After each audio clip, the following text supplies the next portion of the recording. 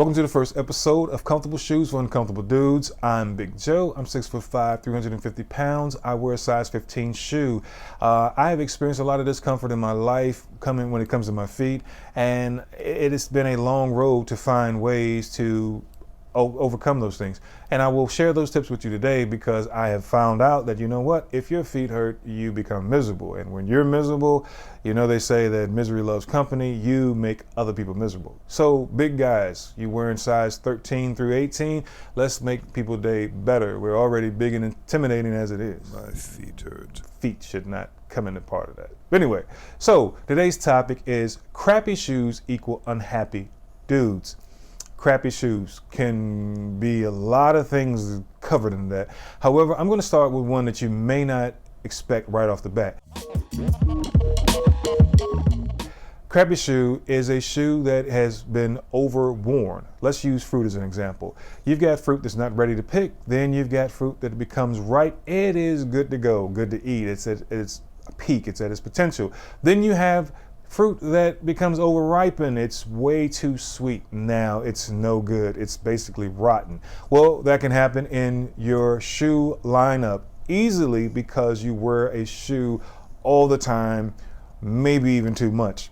And here's an example from my own collection. This is just a beat up shoe. It is a Nike Zoom All Out Low. Very, very comfortable shoe. One of the most comfortable shoes in my shoe collection. I have 3 pairs of these now, actually, but this is the first pair. And it's a crappy shoe simply because it has gone beyond what I would call its expiration date. You can see it's worn down here. I wore these shoes every day almost for probably 8 to 10 months every day. And I was walking about 5 miles a day for about a 9-hour day at work inside a building.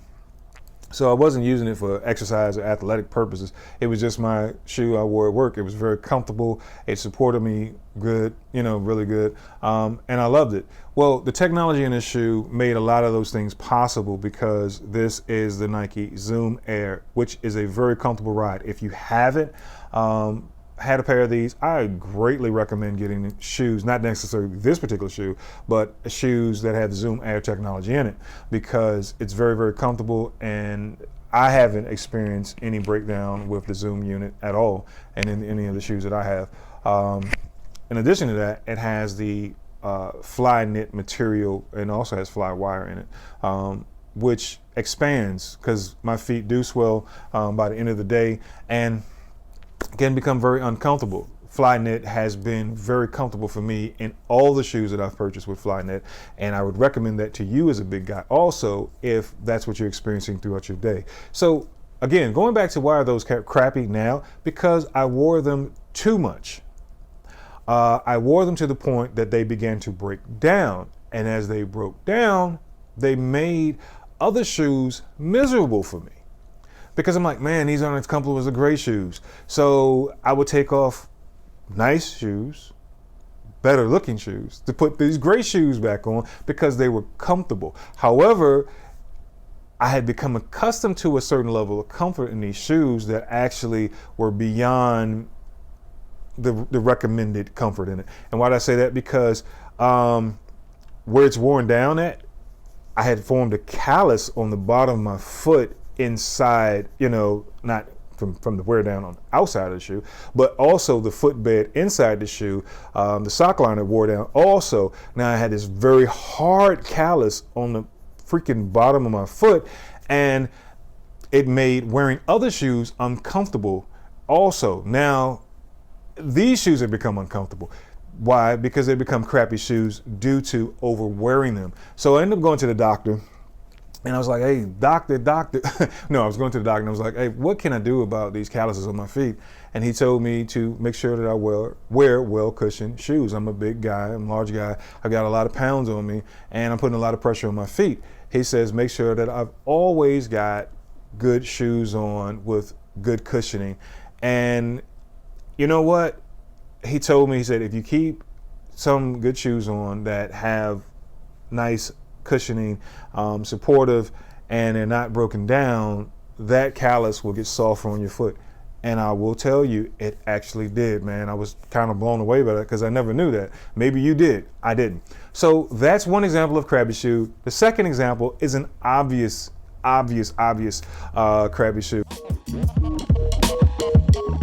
It's a crappy shoe because it was never meant to be more than just a way to make a few dollars in the retail market. It is just a mimic of some other shoe. It's a knockoff. It's a bootleg of another shoe. That's a crappy one because it doesn't have any of the materials in it that will cause it to hold up. It doesn't have any technologies in it. And it's just very cheaply made. It can fall apart on you. And if you become accustomed to wearing shoes like that, because for whatever reason, you have your choice, I have my choice, others have their choices of why they buy what they buy. If you continue to buy those things, you're continuing to set yourself up for being even more uncomfortable. Like it's already, we're 300 plus pounds. There's other ways we can be uncomfortable, but it shouldn't be our feet, because we should be able to step lively and move about our day in so many different ways.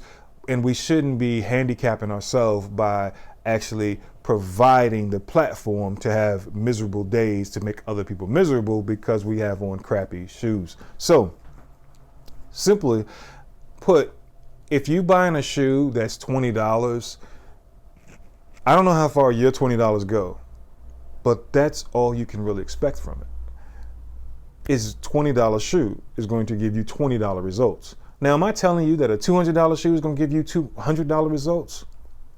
I'm not going to tell you that either. However, I will tell you that none of these shoes that you purchase, I purchase, are designed to be worn 365 days a year. They're just not. They're not work boots. Work boots may give you that, and I promise you, if you look and do some research on work boots, good work boots are gonna run you some money, a lot of money.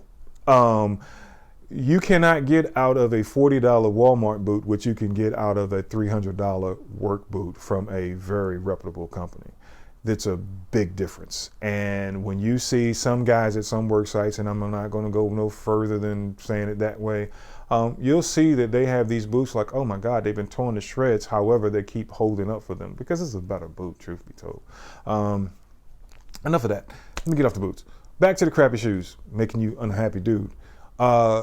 Those things contributed to it because shoes with poor cushioning and poor stability will lead to calf and muscle strains. It can to actually, shin splints. It can also lead to your back hurting, back issues, because they don't have proper cushioning. So those are reasons that you want to get out of those crappy shoes, because it's not a good thing. So don't overwear your shoes. Don't buy shoes too cheap, and prepare to purchase multiple pairs of shoes. One of the greatest tips I had on a job is when I first jumped into management, and I was working 11-hour days at the time, and the manager there, she told me, she said, I always wear 2 pairs of shoes. She has a pair of shoes for one portion of the day, and then she would have another pair of shoes for the latter portion of the day. Then she took it even a step further, because let's say Monday she had 2 pairs of shoes. Well, the shoes that she wore on Tuesday were 2 different pairs of shoes. Now, I was like, wow, okay, I get it. And then when I started to actually emulate what she did, I did notice that my feet didn't fatigue as quickly, nor did I. Understand this too. If you're using your shoes, your nice shoes to work in, understand a lot of these shoes, they have an expiration time period. I will say a lot of shoes, they are done as far as comfort in 8 hours. They're just done. There's some a lot shorter than that. And if you're buying cheap shoes, it's much sooner than that than you think. A lot of your back pain, a lot of your foot pain could be coming from you wearing crappy shoes, but you can change that. So it's all up to you. Anything in your life that you want to change starts with changing how you think about it. Change your approach. Last but not least, as far as when it comes to crappy shoes, make sure that you're wearing the proper size socks, because most of us, which we shop for socks and we'll shop in a big box or something like that, retailer, and find out that we're purchasing socks that are too small, because a lot of times big and tall socks are not there. And when you wear a size 13 through 18, I'm sorry, but a size 6 through 12 is not the right sock for you, nor is it for me. That can change how your shoes feel also. So that is it for this episode. Appreciate you watching it. If you liked what you heard, you like what you saw, give it a thumbs up. Follow the channel. This is Big Joe. God bless you and your family. Thank you for watching this first episode of Comfortable Shoes for Uncomfortable Dudes.